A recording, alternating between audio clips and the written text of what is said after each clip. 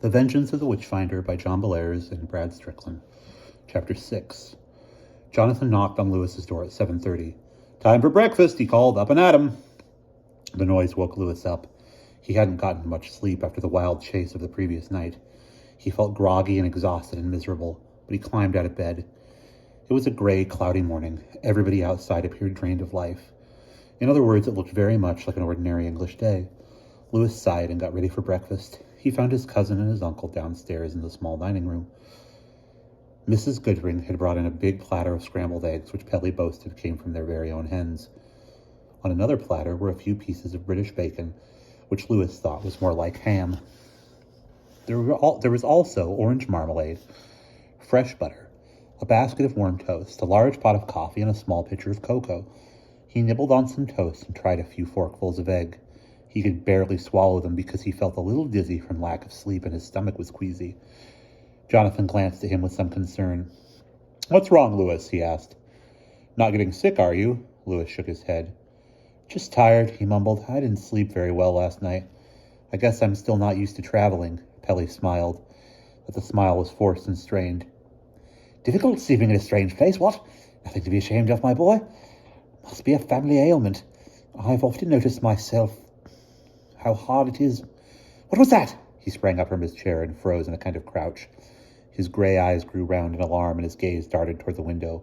Lewis gasped and spun to look over his shoulder, but he could see nothing unusual through the window.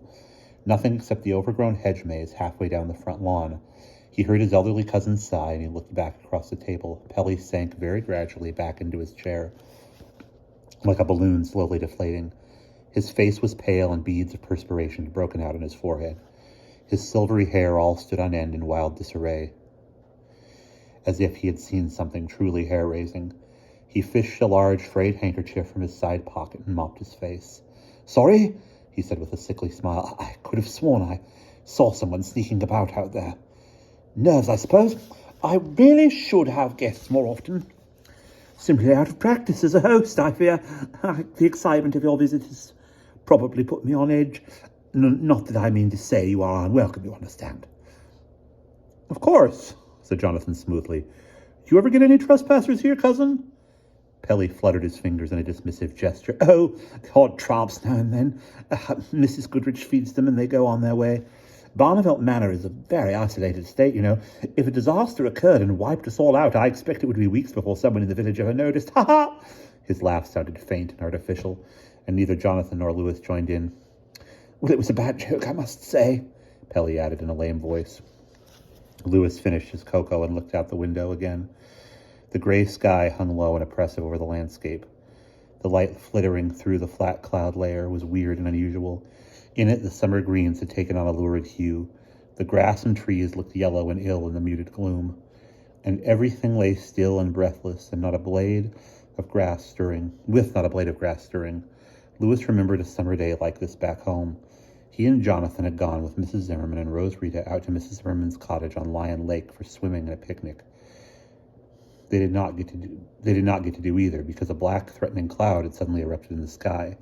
Within a matter of minutes, everything had grown dark and hushed. "Uh-oh," Mrs. Zimmerman had said, "the calm before the storm." And what a storm had broken out only a few minutes later.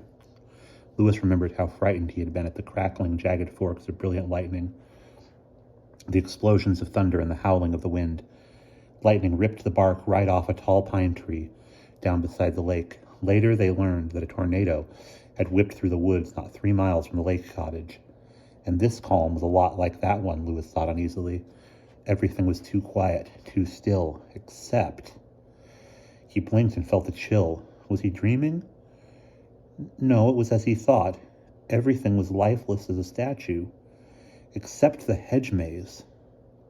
The bushes stirred, and their thin branches waved and curled.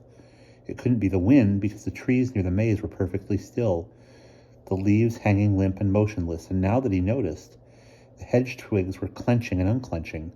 They did not look like branches touched by wind, but long leafy fingers clutching at the sky. Lewis shuddered. Then he turned and looked wildly at Jonathan. Jonathan saw Lewis's frightened expression and raised his eyebrows. "What in heaven's name is the matter, Lewis?" he asked. "You look like you've seen a ghost with hairy feet and a 10-gallon hat."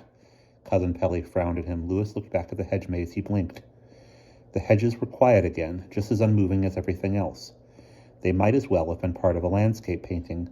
Had he imagined it all? Lewis realized that Jonathan was waiting for some kind of answer. He swallowed his fear. Nothing, Uncle Jonathan, muttered Lewis. It just looks kind of stormy outside, that's all. May I be excused? I'd like to say goodbye to Bertie before we have to leave. Of course, said Pelly. By all means, we'll have to see if we can plan something exciting for you to do when you come back again in August. What? Run along, Lewis? Lewis slipped out of his chair and left the room. Just as he got outside the door, he overheard Pelly murmuring to Jonathan. One can't blame the lad for being out of sorts this morning. I feel it too, don't you? Some kind of dashed-out gloom in the air, as if something terrible is waiting to happen. Jonathan spoke a reply too softly for Lewis to hear. He gulped. The air felt thick and heavy, as if something had sucked all the oxygen out of it. You're being silly, Lewis told himself. He went in search of Bertie. His friend was in his own ground-floor apartment, dressed but lying sprawled on the bed and listening to the radio. Hello, Lewis, he said as soon as he heard the other boy's footsteps. I had a rotten night. How about you? Same here, admitted Lewis, and today everyone is feeling upset. He sat in the high-backed Victorian chair and looked out the window. He was grateful that the windows of Bertie's room had a view of the back lawn, the distant empty barn, the hen run, and the vegetable garden. Lewis had seen enough of the front lawn and the terrible hedge maze. We'll be leaving in an hour or so, I guess, said Lewis. I hope it's all over. What? Asked Bertie. Lewis shrugged and then realized that Bertie could not see him shrug. I don't know, he said. Whatever it was we started last night. I wish we'd never gone into that stupid maze. I wish I'd never read about old Martin Barnevelt and his stupid trial for witchcraft. Well, said Bertie reasonably, we did, and you did. What's done can't be undone. The question is, what is left to do? What do you think? Lewis grimaced. He hated having the weight of that decision on his shoulders. He felt helpless and small and weak. He hadn't meant to bring anything evil down on the household. Now Bertie was asking him what they should do. How was he supposed to know? He thought for a minute, what would Sherlock Holmes do? Of course, Holmes had never had a case quite like this, involving a real ghost, or at least something like a real ghost. True, there was the matter of the Hound of the Baskervilles. Everyone had thought the Hound was some kind of spirit. Maybe what Holmes did in that story was the answer. Lewis cleared his throat. Bertie, remember how Sherlock Holmes sent Dr. Watson to Baskerville Hall? Bertie smiled. Sure, that's one of my favorites. Well, said Lewis, that's what I want to do in this case. You are my Dr. Watson. Your job is to occupy Barnevelt Manor here and keep track of everything. I'll write out our itinerary for you. You can get your mom to send me a postcard in care of whatever hotel we're staying at to alert me if anything goes wrong. Bertie shook his head. I don't know. Wouldn't that mean I'd have to tell her about what you and I did last night, and the hedge maze, and the horrible sounds? I really don't want to, you know. He sounded frightened. Lewis got up and began to pace the floor. Well, why don't we think up a code? Just work some phrases into the message that would tell me how everything is going. You could say, the weather has been wonderful here if things are all right.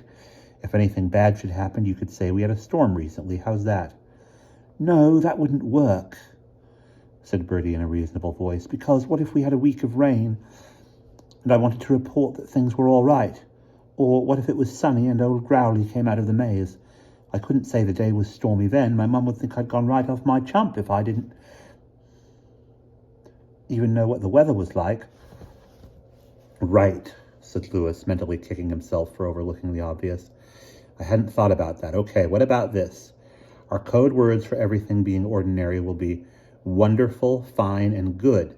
If you work one of those words into the message, I'll know Barnevelt Manor is normal and everything is all right. But if something goes wrong, then write a message with frightfully or awful or terribly in it. Then I'll know you need help, and somehow I'll get Uncle Jonathan to come straight back to Barnevelt Manor. Bertie agreed that this was a good idea. He repeated the code words a couple of times to make sure he would remember them. Lewis got a pad and pencil and wrote out a list of hotels and cities where he and Jonathan would be staying. Lewis promised to keep in touch by dropping Bertie a card at least once a week. Soon after that, Jonathan hunted Lewis up. Cousin Pelly had fired up the engine of the cantankerous Austin 7, and it was time to leave. The automobile trip out of the railway station was subdued. On the platform, Pelly shook hands with Jonathan and Lewis. Well, he said, you two have a ripping holiday, and then hurry back to stay with us for a week or so. Can't tell you how much I've enjoyed meeting you both. There are still lots of stories yet to tell. His words sounded hearty, but his smile flickered uncertainly on his anxious face, like a candle flame fighting a cold breeze. Jonathan and Louis boarded their train. Louis looked out the window. The last thing he saw was Cousin Pelly standing tall and dejected on the platform, his hands in his pockets, his shoulders stooped. He looked like a frail and sad old stork. And that's the end of chapter 6.